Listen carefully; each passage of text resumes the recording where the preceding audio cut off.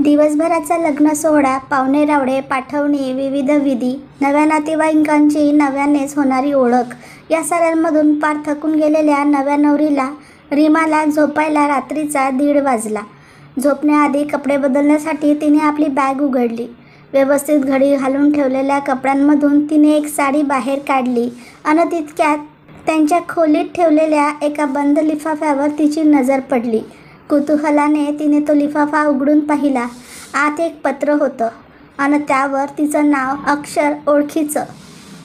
अधीरतेने तिने ते वाचायला सुरुवात केली. प्रिय रीमा बाळा, हसलीस ना? तुझ्या हातात हे पत्र पडेल तेव्हा तू त्या घरची सून झालेली असशील, पत्नी असशील, आणि तरीही मी मात्र तुला बाळा असं म्हणते. तू कितीही मोठी झालीस, तुला तुझ्या सासरी अनेक नात्यांच्या कितीही पदव्या लाभल्या तरीही तू माझ्यासाठी कायम बाळच असशील. विश्वासच बसत नाही ग. काल परवापर्यंत शाळा कॉलेजमध्ये शिकणारी माझी लेक आता लग्न करून तिच्या हक्काच्या घरी गेली देखील. आणि या जाणीवेने मला मात्र खूप एकटं वाटतंय बघ. तुझ्या लग्नाआधीच तुझ्याशी खूप काही बोलायचं होतं बघ, खूप काही सांगायचंही होतं, पण आपल्यासाठी वेळ फार महाग झाला ग. तसाही अलीकडच्या वर्षामध्ये तुझ्या माझ्यातला शब्दांमधला संवाद कमीच झाला होता, म्हणून आज स्वतःला अक्षरांमध्ये व्यक्त करत आहे. आपलं इनमिन 3 माणसांचं कुटुंब, तू, मी व तुझे बाबा. घरातलं एकुलतं एक मूल तू, ना भावंड ना कुणी वाटेकरी. कुठल्या गोष्टींसाठी तडजोड नाही की ॲडजस्टमेंट नाही. बाबांची लाडकी, आई विना पोर. तू 8 वर्षांची असताना तुझी आई गेली. तुझं उमलतं वय, येऊ घातलेलं तारुण्य आणि अचानकच आलेला हा पोरकेपणा.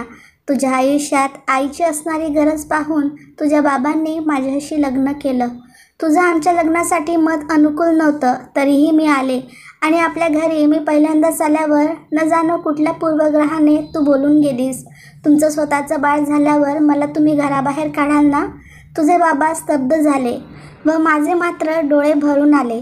मी असं का करणार होते तुझ्याबरोबर? तुझ्या बाबांचं स्थळ येण्याआधी माझंही एक छानसं आयुष्य होतं. एक संपन्न माहेरातून दुसऱ्या समृद्ध घरात मी नवीन नवरी म्हणून गेले होते. सुख, नवी नवलाई, कौतुक आणि येणारं बाळ, पण सारंच क्षणिक होतं ग. एका भीषण अपघातात माझे पती व माझं बाळ राहिले नाही. मी बचावले, मात्र मार खूप लागल्याने माझं मातृत्वही गमावून बसले, ते कायमचंच.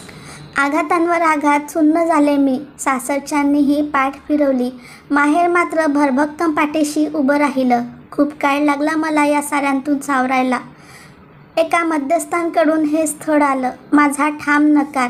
पण तुझ्याविषयी कळलं. तुला न पाहताही तुला आलेला पोरकेपणा खूप जाणवून गेला. तुझ्या उमलत्या वयाला असणारी एका आईची गरज जाणवली. आणि मलाही तर तुझ्या रूपाने एक मैत्रीण लाभणार होती. मीही आसुसले होते तुझ्या स्पर्शाला, तुझ्या सहवासाला, आणि मी या लग्नाला तयार झाले. पण बहुधा तुझ्या मनातली माझ्याविषयीची असणारी सावत्र आई ही प्रतिमा मात्र बदलली नाही. तू ठरवून दूर राहत होतीस माझ्यापासून, घरापासून. कधी क्लास, कधी ट्रिप्स, कधी हॉबीज क्लासेस, आणि यानंतर कायमचेच तुझे हॉस्टेलला राहणे, तुझं उच्च शिक्षण, परदेश गमन, यांमधून आपला सहवास किती कमी राहिला ना. सुट्ट्यांमध्ये येणारी तू फक्त आपल्या बाबांची लेक असायचीस. हितगुजही बाबाशीच. मी मात्र तशीच आसुसलेली. माझं मातृत्व तसंच एकाकी. रीमा बेटा, मी तुझ्या तक्रारी तुझ्याजवळ करते असं नको हं समजूस. मी फक्त माझं मन तुझ्याजवळ मोकळं करते. का माहिती आहे, लग्न करून आता तू पत्नी, सून, जाऊ, वहिनी, काकी, मामी झाली आहेस. आपल्या 3 माणसांच्या कुटुंबात अजिबातच माणसांची सवय नसणारी तू आता एका भरगच्च कुटुंबात गेली आहेस. प्रत्येक नात्याला मान असतो, प्रत्येक नात्यात काही ना काही मागणं असतं. ते राखताना, पूर्ण करताना तुझ्याकडून प्रत्येकांची काही ना काही अपेक्षा असते. या सर्व गोष्टींना तू खरी उतर. ही सर्व नाती तू जप, कधी कमीपणा घेऊन तर कधी मोठेपणा दाखवून. माझी तुझ्याविषयी खरंच काहीच अपेक्षा नाही, तक्रार नाही. तूही तुझ्या जागी योग्यच असशील, पण फक्त मागते. इतरांची बाजूही समजून घेत जा.